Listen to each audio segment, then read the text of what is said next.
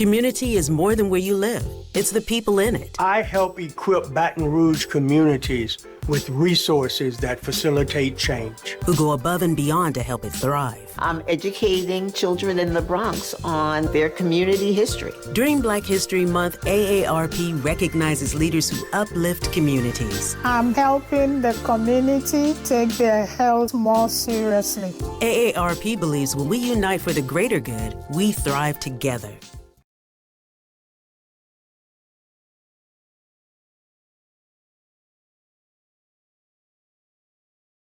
Evening, everyone, and happy Black History Month, and welcome to our first Wind Down Wednesdays film series.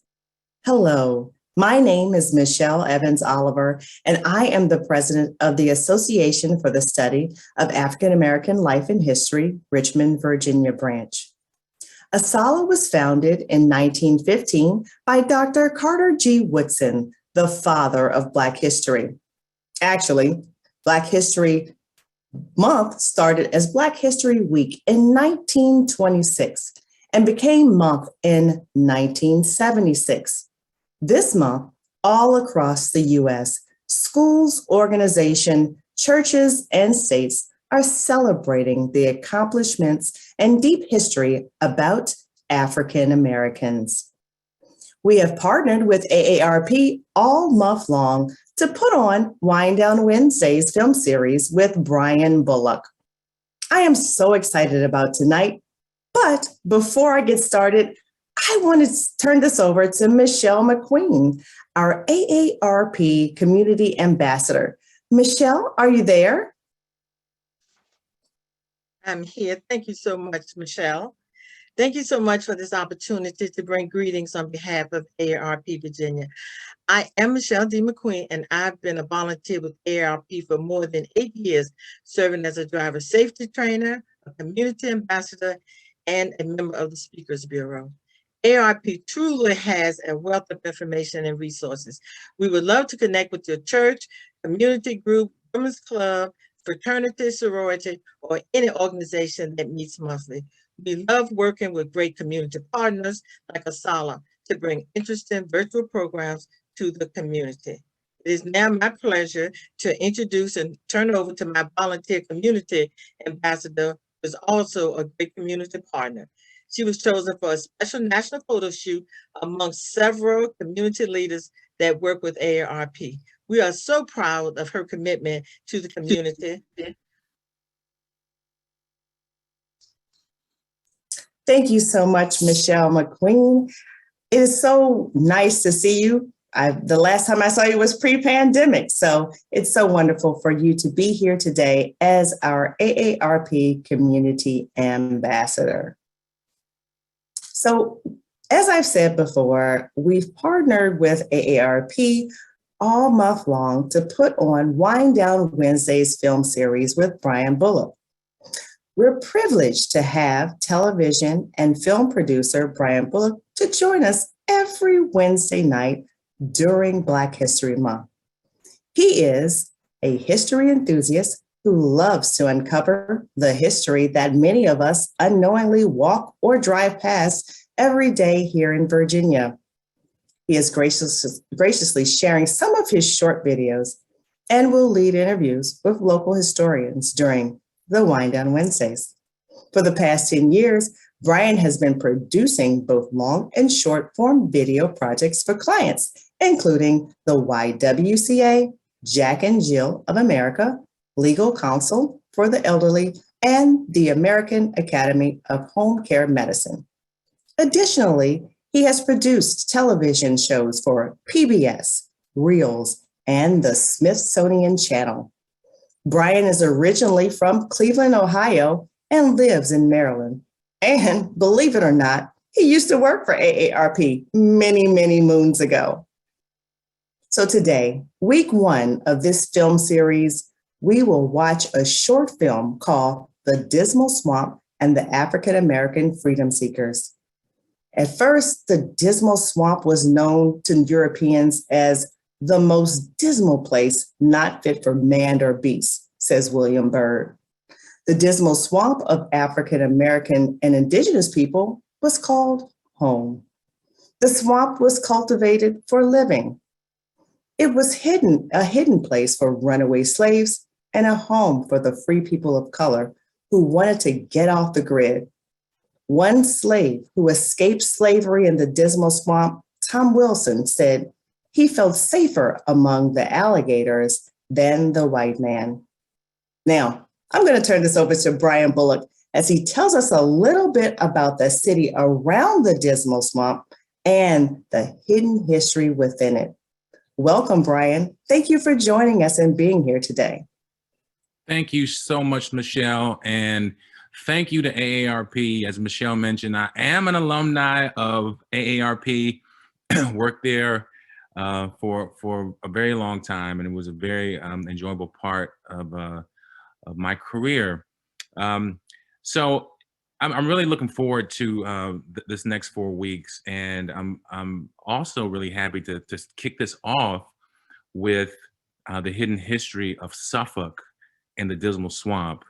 Hidden History with Brian Bullock is a travel history show, and where we go around basically Central Virginia and uncover history that people may not know about, or something that they drive by every day. And we are into our 3rd episode. Maybe we'll talk about that a little bit later. But now we're gonna take a look at Suffolk and the Dismal Swamp. Suffolk is such an interesting. I love doing these, and as Michelle said, I'm just a history enthusiast. I'm not a history expert.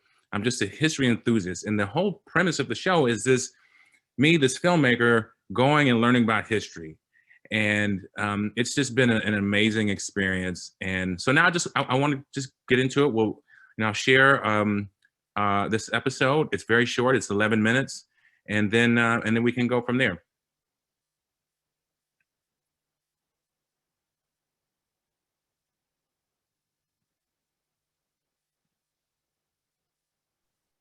As Brian is sharing his screen, please, if you want to put your questions in the Q&A, please do so at the bottom of your screen. Thank you so much, and we'll be with you shortly.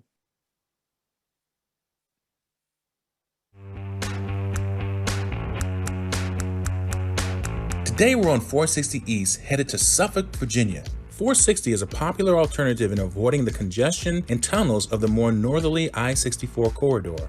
It passes through several small scenic towns that built up at stops along the railroad line. Suffolk, established in 1742 by Virginia colonists, is the largest city in Virginia by land area and 2nd largest by total area. It has miles of waterfront property on the Nansemond and James Rivers. Prior to colonization, Suffolk and the region was inhabited by the indigenous Nansemond people, many of them in the Virginia portion of the Great Dismal Swamp. Today we'll explore Suffolk and the Great Dismal Swamp, both of which hold a deep, hidden history not known by many.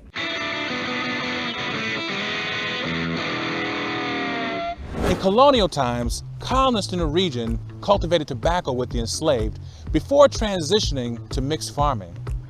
Today, Suffolk, Virginia still has a farming community, but also has a vibrant downtown with much to do. We have about 95,000 people in Suffolk. Well, you grow from back then 3,000 or 4,000 people in the city to 90,000 people in a very short period of time. That's a whole lot of growth. And that was because the one thing Suffolk had was wealth of land. It still has land. And we're using that land in what I consider to be a smart way. So talk to me a little bit about the history of the industry here. Suffolk has always been, and is to this day, an agricultural community. The biggest thing here was the peanut industry. But that's what this whole community was about. That was what Nansemond County was about. That's what the new city of Suffolk is still about. Peanuts grown in the surrounding areas became a major agricultural industry for Suffolk. In fact, Planters Peanuts was established in Suffolk beginning in 1912 and is also the birthplace of Mr. Peanut, the mascot of Planters Peanuts. Faye and Bobby Beal have been operating a peanut store in Suffolk for over 50 years. Not only are we going to taste some of the goodies inside, we're going to learn about some of the hidden history of peanut making in Suffolk.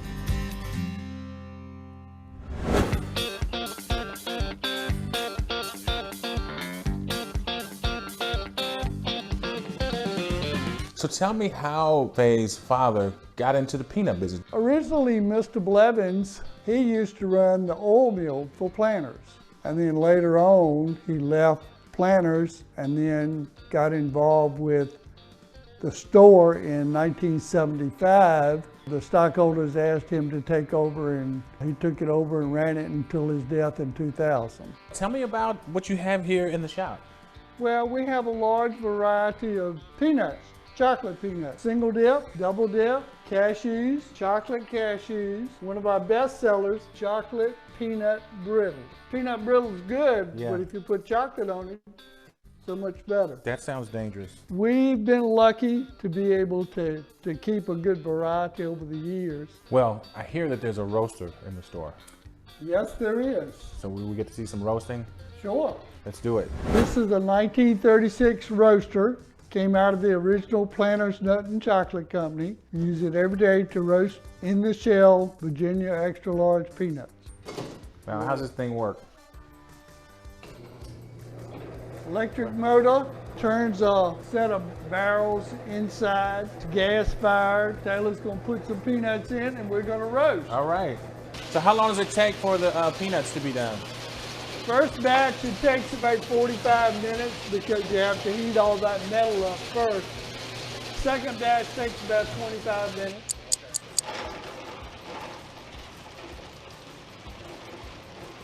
I've learned quite a bit about the peanut industry from the Beals, but now it's time to explore another part of Suffolk, the hidden history of the Great Dismal Swamp. The Great Dismal Swamp is one of the few remaining American wilderness destinations. It's the largest intact remnant of an enormous habitat that once covered more than 1 million acres of southeastern Virginia and northeastern North Carolina, where visitors enjoy wildlife observation, history, mystery, and lore. I caught up with refuge manager Chris Lowy to learn a little bit more about the Great Dismal Swamp.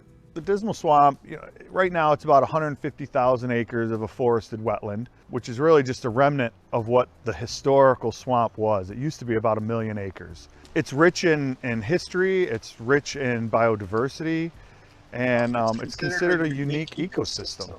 And being in the mid-Atlantic of the United States, we're in the middle. So we have northern species and southern species that, all come together here. So the richness and the diversity of our wildlife is large. When I came up, I was able to drive by Lake Drummond, which is a beautiful, beautiful lake. Tell me about Lake Drummond. Lake Drummond, we call it the heart of the swamp because it is kind of centrally located in the swamp right now. And another unique feature of the largest natural lake in the state of Virginia. So it's another tourist attraction. Folks come out and want to see Lake Drummond, and every day is different out there. A lot has happened here in the swamp. What do you know about some of the things that have happened? We have documented from journals dates back to, well, Lake Drummond. It was named after William Drummond, who found the lake in 1655 on a hunting expedition. Take it to 1728, the Dismal Swamp got its name when William Byrd and his survey crew was surveying the Virginia-North Carolina line, and they started at the Atlantic Ocean, and they ran into this wall of vegetation.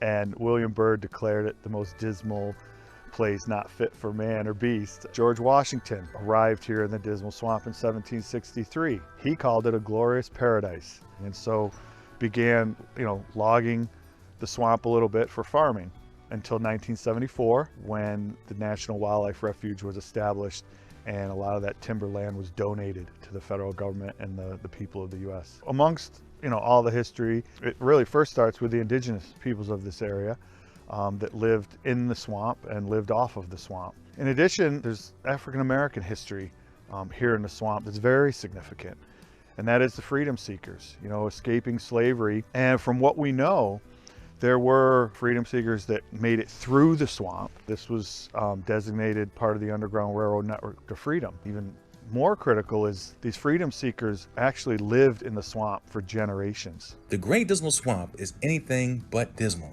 But there are also families in the area that have a hidden history that spans hundreds of years. Nikki Bass is a descendant of Great Dismal Swamp inhabitants. Her roots include European colonizers, the indigenous, and African Americans. I am an environmental chemist by profession, but my personal passion is family research. Our story comes in from many different directions. So I have indigenous ancestry that's been here for thousands of years. I have colonial ancestry from European settlers, and I have African ancestry from people who were brought here through enslavement and actually used the Great Dismal Swamp as a path to freedom. So tell me about what you know about the Dismal Swamp. I first started studying it as it related to my family story. My grandfather was born in a place called Riverbridge, right on the Dismal Swamp Canal. He was part of the community that developed some of the first churches for African American families and supported the lumber industry here. The Dismal Swamp was a rich and plentiful source of white cedar, which was used to make shingles and lumber. People of this region did not have a written language. It was an oral language. In order to understand our cultural connections and understand our history here, you have to work through oral history and also use archaeology. That's been a part of my research, but I've also been really fascinated by the intersection between that part of my family and my African American ancestors who had a similar relationship to the land. I believe that was part of what enabled Indigenous people and African Americans to form bonds with each other. Some may assume that the enslaved learned from the Indigenous who had already been there for hundreds of years, but they truly learned from each other. The Indigenous had a unique relationship with the swamp. Its resources were respected and used to sustain life. The swamp started as really an open space. Over time, the use of the space evolved, but for Indigenous people, we think about it in that sense as a place full of life, full of wildlife, food sources, medicines. There's a lot of meaning to it from an environmental perspective. The African Americans who were in the swamp and surviving were not just in a state of panic and escape. They had knowledge that enabled them to survive. I actually have a story of a group of my ancestors, 27 people, who escaped through the Great Dismal Swamp to freedom. What do you want people to do in terms of how they should think about their own history, perhaps? Through my research, I've discovered that there are thousands of families with connections to the Great Dismal Swamp and to this area. So I hope others will come visit and experience what I feel when I stand here. The history of the swamp doesn't stop with Maroons, or it doesn't stop after the Civil War. It never stops. And you talk about resiliency. How do we see that today? The importance of continuing the story is to acknowledge that our history here is still unfolding. We're still part of the community. We're still building legacies. We're still contributing to the economy, to the culture, to the creativity. So I want people to understand that one day people will look back at us and examine how we've used our history to continue building and to have a society that values parts of our experience that were previously undervalued. Suffolk, Virginia and the Great Dismal Swamp are a beautiful part of the Chesapeake region. The history of the Dismal Swamp, Indigenous and African Americans, are an important part of the community's fabric. But there's still much to learn about this history. So the next time you're traveling on 460, whether you're looking for peanut treats or just a weekend getaway, why not take a detour and explore the hidden history of Suffolk, Virginia and the Great Dismal Swamp?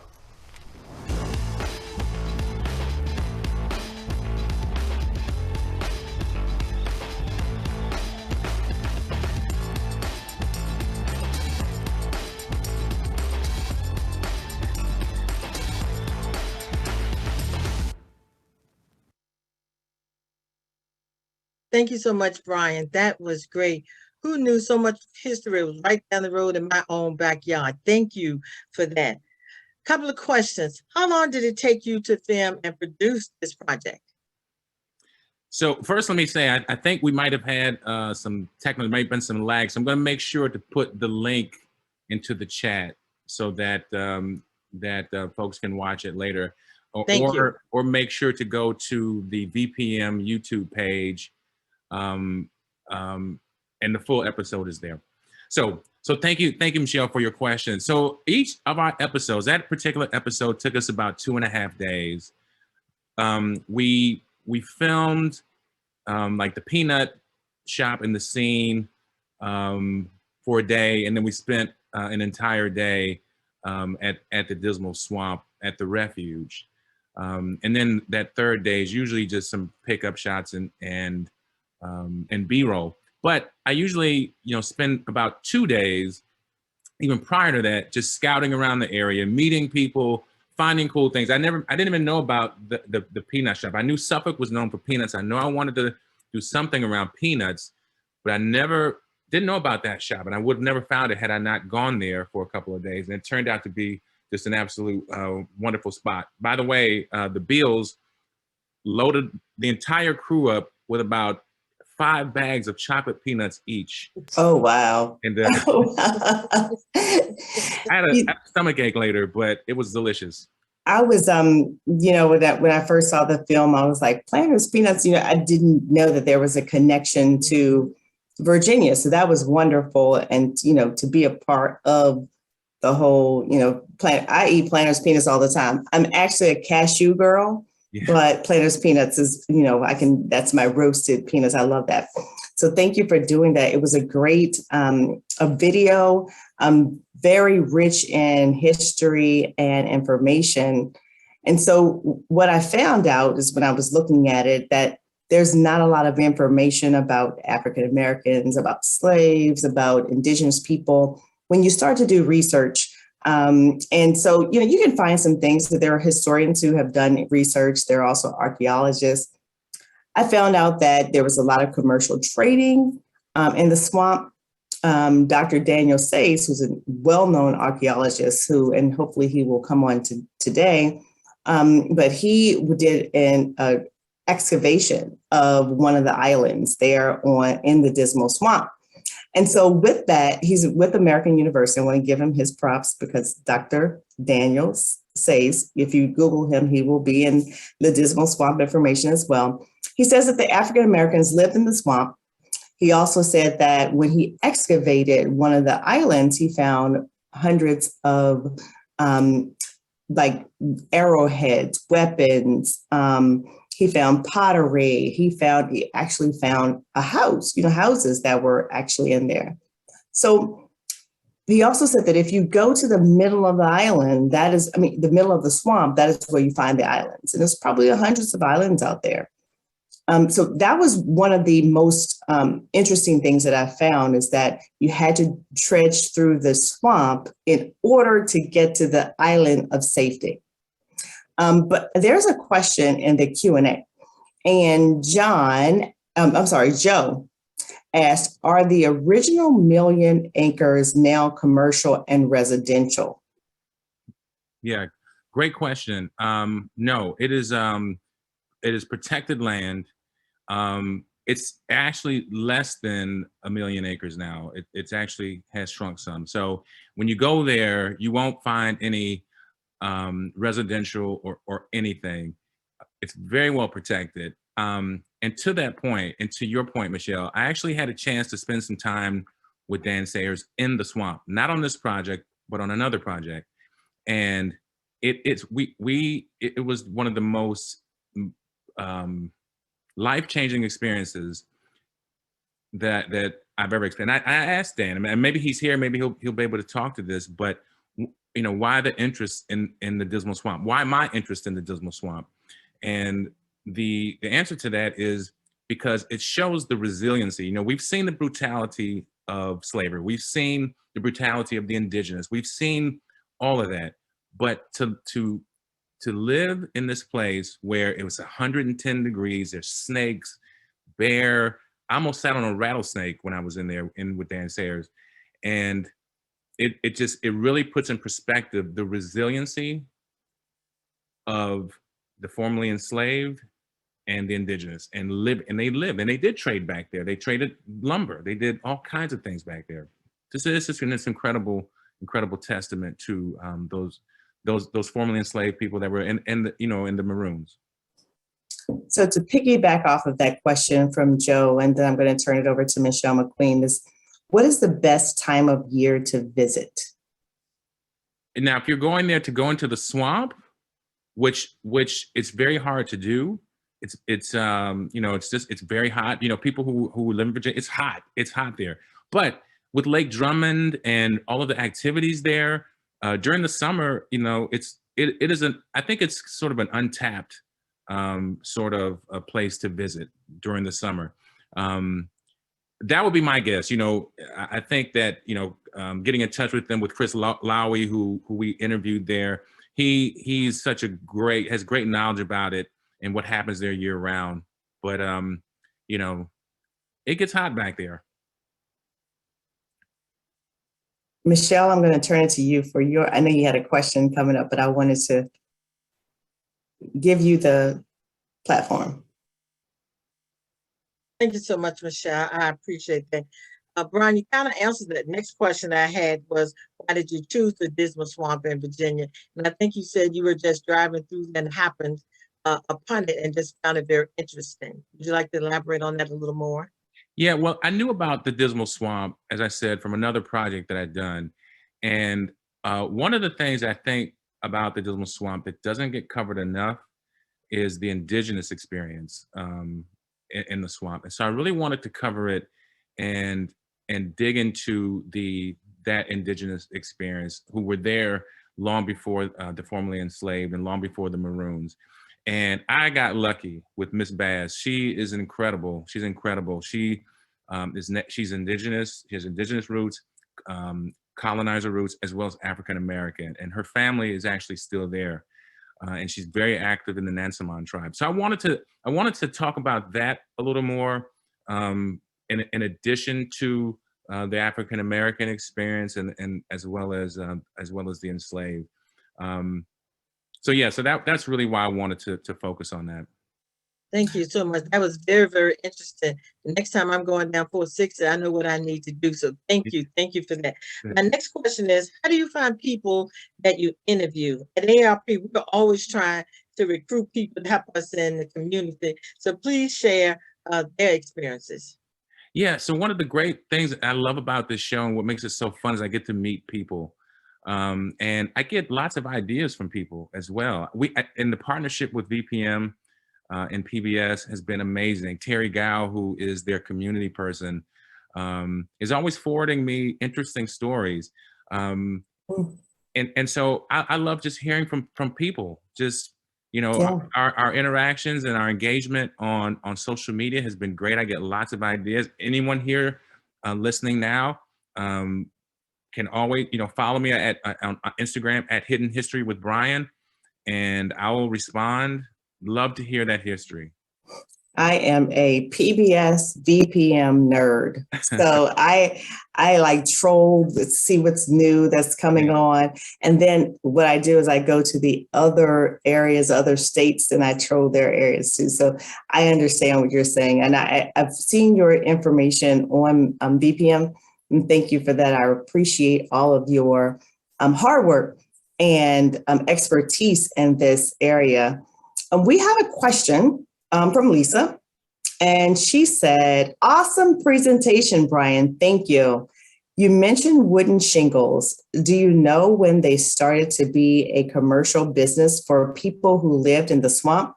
Before emancipation, did the African Americans manage to trade with the outside? Inhabitants managed to trade with the outside? Yeah, that's a great question. Thank you, Lisa. And yes, they did. Again, I wish Dan was here because he could go into much greater detail.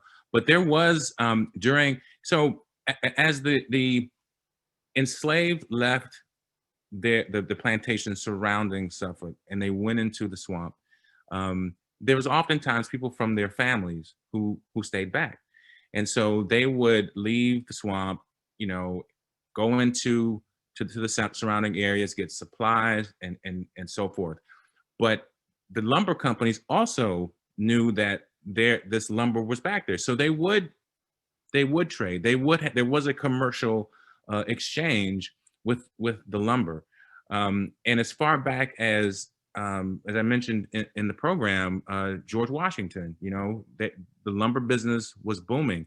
There's a gentleman by the name of Eric Shepard If you Google Dismal Swamp, he's a descendant of his great grandfather, I believe, did lumber back there and made a living out of it. So yeah, they absolutely made ways to be able to make that a commercial business.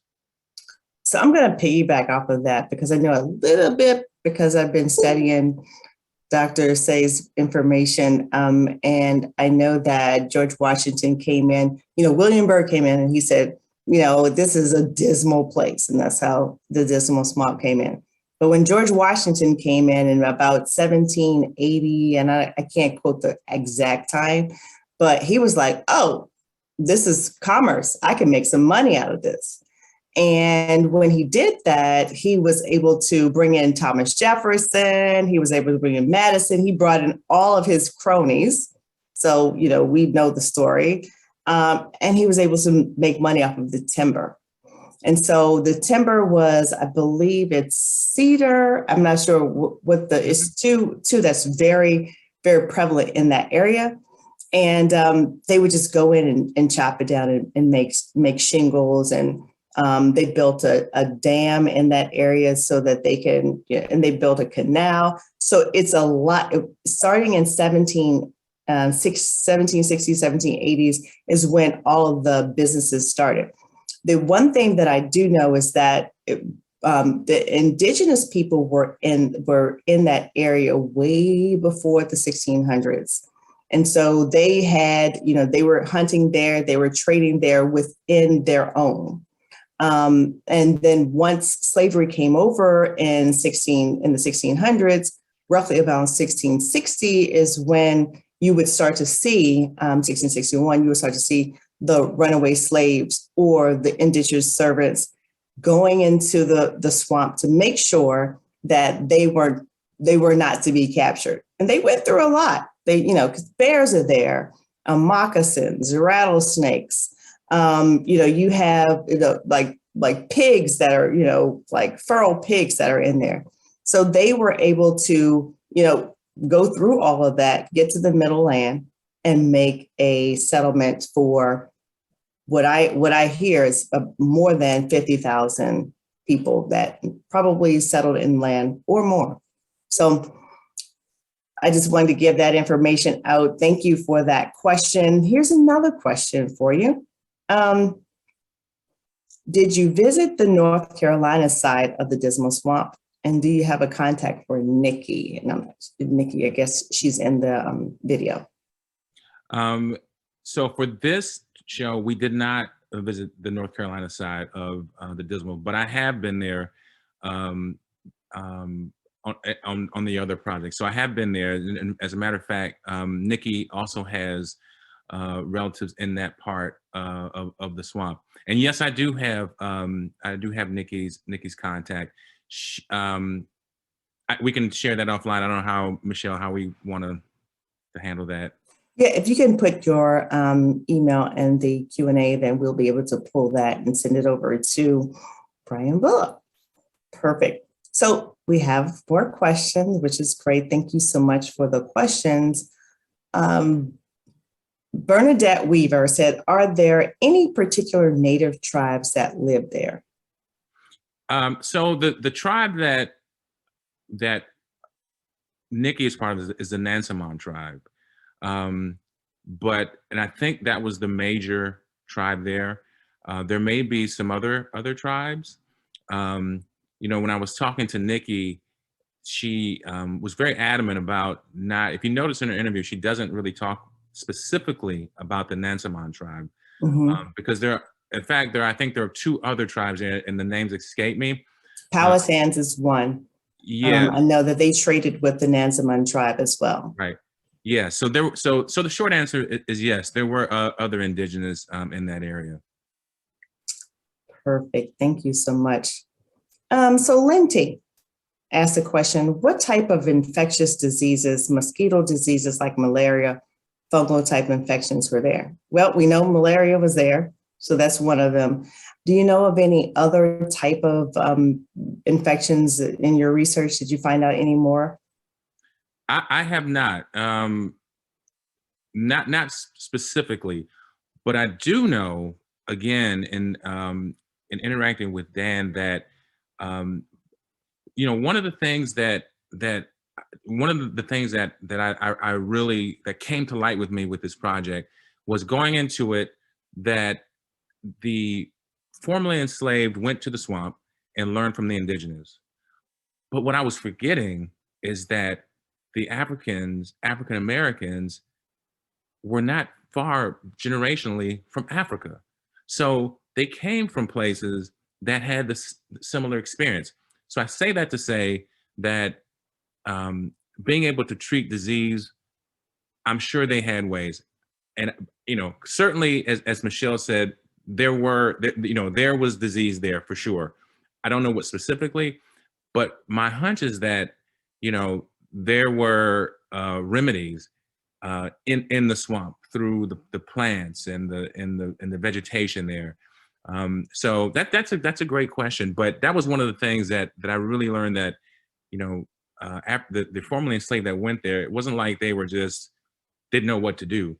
They came from very similar terrain in Africa. Right. Yeah, you're exactly right. And just for the people who don't know and they're just learning about it, they were called Maroon. So, like you hear Maroon Island, they were called Maroons. It's from a Spanish word called, let me get it right now, Cimarron, which means fugitive, fierce, or unruly or unruled. So they said that they were the African slaves, and the indigenous would go over to the swamp because they were unruly, or they were unruled, or they were fugitives, which there were a lot of runaway slaves that came to that area, which was the barrier of the Dismal Swamp, and they would stay in that area. But some of them would move inside of the swamp to live and some have never, because if they were African or indigenous, they would marry inside of that in swamp, and they would have never seen a white person before.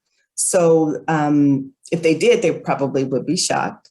Right. But they lived in that area, and they had home there. So yeah, that's one question. I have another question here. I know we talked about the Maroons. I know we talked about the aspect of the runaway slaves being there, but I want to say that the Dismal Swamp was actually a part of the Underground Railroad. So you would have people who were coming there to stop to move up to north. Then you had people who were runaway who kind of stayed around the perimeter. You had others who lived around the perimeter, and then you had others to go inside of the swamp to make sure that they were never seen again. Now, the other piece to it is, after the Civil War, they kind of slowly migrated back onto the mainland and lived as free people of color. There are not much artifacts, arrowheads, maybe some pottery, small pieces, pipes, but not a lot of information because everyone was using natural things. So it would go absorb back into the earth. So with that, I want to read some Q&A. I'm sorry, some of the chat, because I think the chat is interesting now as you were talking.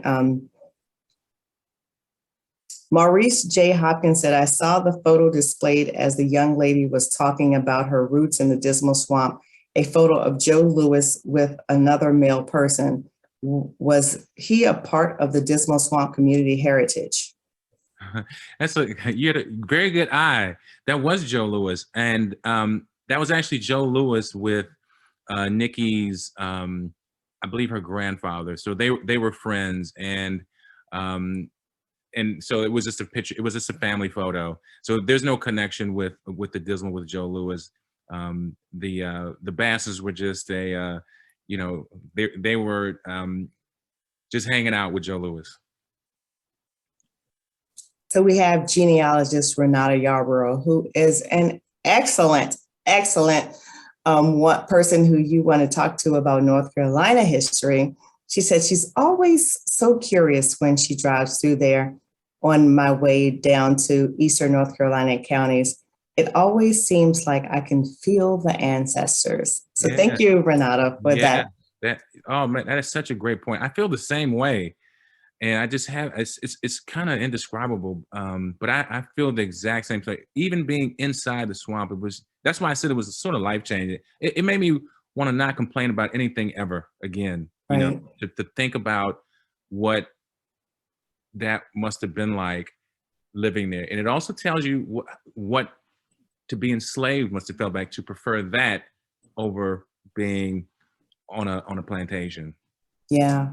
Yeah. I mean, I feel all of that. And, you know, as I was doing my research, I was sitting back like thinking our ancestors went through a lot to get through the swamp in order to they knew that there was some highlands there. Like I said, Dr. Sayer said that there was probably about 100 islands during that time out there. And so, well, or hundreds of islands. Of course, the water has, you know, covered it up.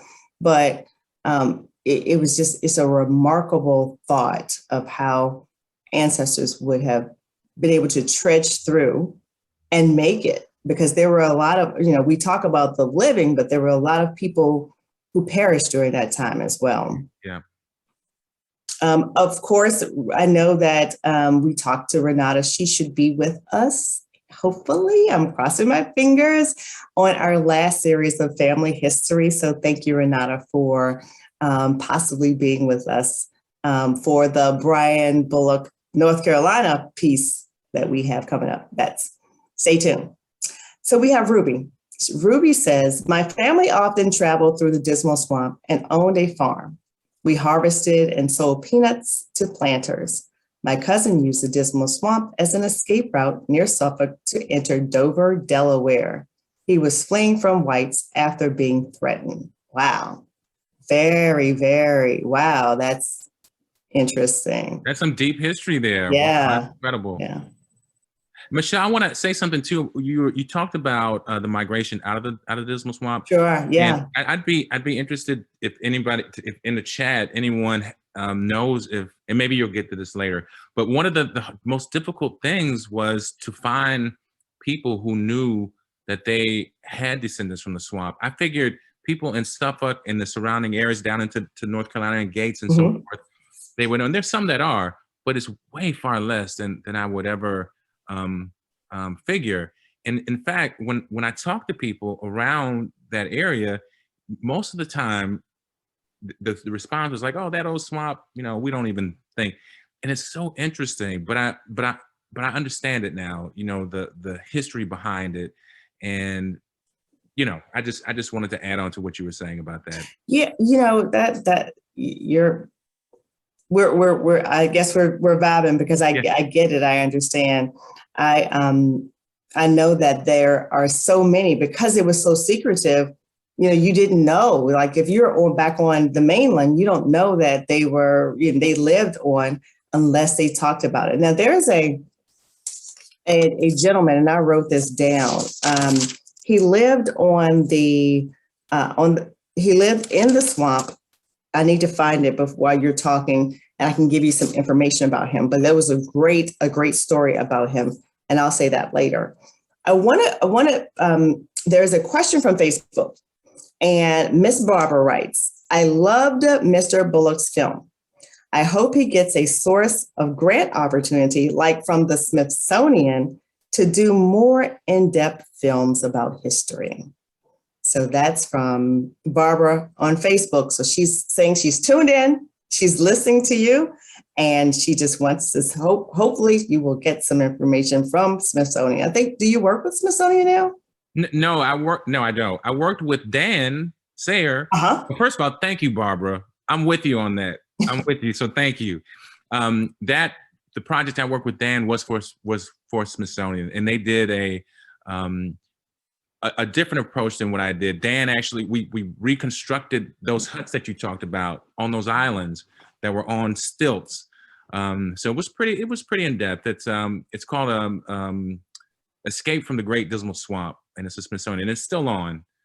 So I had an opportunity to produce that, and it's a great thing. And Dan, again, is like, he's amazing. He's the man when it comes to Dismal Swamp. Yeah. We have a question from Laura Blackwell. She's, this is a question, it's a statement. Yeah. And the insects will eat you alive during the summer months in the swamp. I think late fall and winter is the better time to enter the area. And I think that was for Joe Boutte. I'm not sure how to pronounce his last name, but yes. What I've read is that the insects are look like humans. Yeah. So, very true. So when you went, what time of year did you go? For this project, we were there we were there in October. Okay. No, I'm sorry, we were there in September. We were there in September, October. When we went with Dan, it was in the summer, and the insects did eat us alive. And she's absolutely right that it is absolutely crazy. So so we were there when it was cool. I had a jacket on, so it was a little bit cooler. It was a little bit cooler. So it was like the end of September, beginning of October. And if you research some of the videos from the Dismal Swamp, you'll see where people have a mosquito, I don't know what they're called, but it's the netting over the head so that the mosquitoes won't get to them. Jennifer Halsley says, family genealogy road trip to Virginia Dismal Swamp, and I made the mistake of visiting last August. I lasted 10 minutes. The mosquitoes were fierce. Yeah. Road trip to North Carolina side was better in October. So there we have it. Stay out in the summer, go fall. Right. I agree. Here. But if you want to feel what the ancestors feel, go in the summer. feel the. That's true. Good point. So I can't see what Jacqueline says. She says, so informative. Great to know more about this hidden treasure in my neck of the woods. Thanks. So I'm scrolling through and I've read that. So one question from Joe again, he said, no, this is from Lynn. She said, what was the life expectancy of people who lived in the swamp? I don't know that. I don't know that. And I don't know that either. Yeah. But what I do know is that after the Civil War came into, after the Civil War was over, some of the Maroons went back to the mainland and some stayed. And so they actually perished on the actual island itself. So they never came over. I call it off the grid. I would love to live off the grid, but I call it off the grid. So that's what they did. They stayed. They didn't want to get back because they loved the way they lived during that time and they didn't want to go back to civilization. So that is a little nugget that I have heard. Yeah. Here's another. Go ahead. I'm sorry. No, that's a good question. I'll have to follow up, research myself with that. With the life expectancy. So there is a question. Where does the Dismal Swamp end in North Carolina? I don't know. So that's a hard question. I know the parts where we visited was Gates, North Carolina. Mm-hmm. I don't think that it made the show, but Mr. Boone, who was the gentleman in the purple in the very beginning, he also was involved in science, taught science for many years, and he talked about the ecosystem mm-hmm. of the swamp. Really far, it extends far more south than what's actually there. So the swamp has been shrinking. Yeah. So if you're visiting the swamp, you're either going to go to Suffolk or you're going to go to the Gates, North Carolina area. Beyond that, I'm not sure if it's officially the refuge or the swamp, but I know the ecosystem goes far more south than what you'll see on the map. Mm-hmm. I hope that makes sense. So back when there was 1 million acres, I know they went from Suffolk, Norfolk area, maybe 10 miles from Norfolk, which is Suffolk, to roughly about Elizabeth City, North Carolina. Of course, it's shrinking now, and I'm not sure where it is now. Yeah. But I do know, so I do a lot of history that is older, and I really don't care about now history because we can find it. But I try to find out things that I can't find before. So Elizabeth City was where it stopped back when it was 1 million acres. So hopefully that helps you. So here's another question. This is from Jacqueline. She says, I've driven, I don't know about this question, but she said, I've driven down 460 many times, and I have not seen the swamp, nor have I ever heard about it. Thank you so much for the history.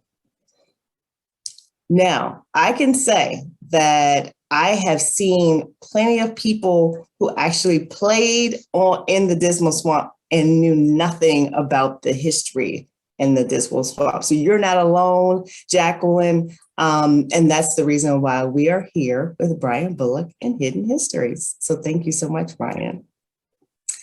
Here's another comment question from Facebook. It's from Reverend Elijah Burke from the Baptist General Convention of Virginia. I grew up in, oh boy, Perquimane County, one of the swampiest counties around the swamp, including Gates and others. Really? I didn't know that. That's interesting. So thanks for sharing that, Dr. Burke. Wow. So we have another question. So thank you, Joe. I pronounced his name correctly. He said he's from Louisiana, and they have a lot of swamps near his hometown, New Orleans, which is one of my favorite places to visit. I love New Orleans. So thank you, Joe, for that comment. I wonder if Joe knows about some of the Maroon communities in Louisiana. Oh, that would be interesting. Yeah, Virginia was just one of many places where the enslaved would run to. The Maroon communities were all around, and I know Louisiana did have some. Yeah, I've heard about that, and I think Virginia only has one, but of course in Louisiana, you guys are fabulous. So I'm going to keep moving on. Jacqueline Woody asks, is it considered a historic site or registered as historic? The Dismal Swamp? Mm-hmm. Right now, I'm not sure if it's designated as a official historic site, but it is protected, and they do they talk, as you heard the ranger there, they do a lot and talk a lot about the history. I'm not sure what they could designate in terms of the swamp itself. So right now it's just a refuge. Yeah, and I think there was a refuge that started, mouth of my days, 1974. The refuge, 70s. 70s, yeah, okay, yeah. In the 70s. I want to say 74, but don't quote me. Okay. Yeah, that would, it's how it's coming to its own, kind of shrinking is incredible with the commerce coming in, chopping down the cedar, I believe, and there's another wood that goes along with it. There's the water actually in the Dismal Swamp is pure. It's really pure because of the trees and because you don't get a lot of sunlight in that area. And so what happens is the cedar and the other trees give off an acid. I think it's called tannic acid. So it makes the water more pure. No bacteria can live in the water. So if you drink the water, it's good. Well, back then it was. I'm not sure about now, but it has been known to have pure water. Little fact there. So let's see, we're at 7:56. So let me go through this to make sure that I've answered all the questions. And if not, then what we'll try to do is to take your questions and put it into the email that you will get after this AARP video, and then you will get the video and the questions answered. Let me scroll down. Dismal Swamp was indeed scary at night. When traveling on the narrow, unlined 2-lane highway dividing the swamp. At the time, the highway split the swamp. It was Interstate 58. All right. Yeah, I saw some videos where it said that it's so dark in the Dismal Swamp. Yeah, I think 58, and she can correct me if I'm wrong. I think you get 58 off of 95 and you travel back into the swamp and it does get dark. So we have one more comment, and then I'm going to go ahead and close. It says from Rennie, it just occurred to me that my mother-in-law was buried in Gates County in a church named Middle Swamp Baptist. I now wonder if the swamp in the church name was Dismal Swamp. Very interesting. That would be a great genealogical find to go ahead and research that. Yeah, investigate that. So, Brian, thank you so much. I want to see if you have any last words that you would like to speak about when it comes to the Dismal Swamp. I would just encourage, if you haven't been there or if you've driven past it, just like I say in the show, spend some time there, you know, and go to the refuge and go to some of the Suffolk has some great restaurants as well, and the swamp is really close to. You could spend a day there for sure, a couple of days. Go visit Lake Drummond, and just check it out. There's a lot more to it than I think. You know, we would think. So check it out. Perfect. Thank you so much. I am excited, right? Because I'm a nerd, you know, and it seems like everyone who's on these are, you know, they want to learn about history. They want to learn, you know, we see things, we read things. So this is a great format to be able to visually see see history and then to read about it later. So I really want to thank you for coming here and for us to have 3 more Wind Down Wednesdays. So let me get started with what we have coming up next. So next week, we have Wind Down Wednesdays with Brian Bullock, February 9th, 2022 at 7 p.m. We will be talking with the Richmond 34. Brian Bullock has done a salute to the Richmond 34. If you don't know about them, it's a group of Virginia Union University students who participated in a nonviolent sit-in at a lunch counter downtown Tallheimers, Richmond. Now, I can't wait for that because both my parents went to Virginia Union and they have stories just like that video. So thank you so much. Next after that will be February 16th. It will be a short film about the history of athletics at Virginia Union University in the 1930s. Brian will also share an exclusive interview with the late Roland McDaniel, the VUU Hall of Famer and 1939 Virginia Union University Dream Team and the only CIAA men's tennis champion. I can't wait for that. That's going to be a fabulous one. And then the last week of Black History Month, the Wind Down Wednesdays with Brian Bullock. It will be February 23rd at 7 o'clock. It will be a discussion about discovering your extended family. Now, Brian talks about his family in North Carolina, and we will have an expert genealogist, Renata Yarbrough, who you heard from earlier today. Hopefully she is coming with us, and she will be talking with Brian in regards to just knowing your family history, how to find it, who to talk to, how to write it down, just everything you need to know about genealogy and your family history. That will be February 23rd, 7 o'clock. All of them have links. You have to register. They're free.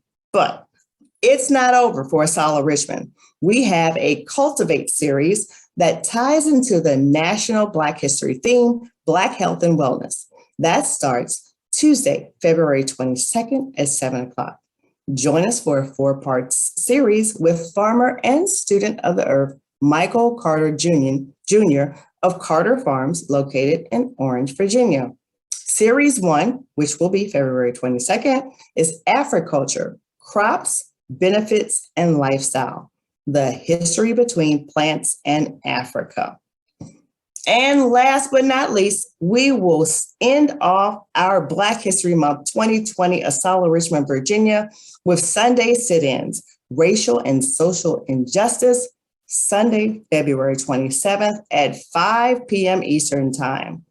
So I want to leave you with a quote and thought from Frederick Douglass. And Frederick Douglass said, "If slaves were willing to live in the swamp over slavery, what does that say about the American slave system?"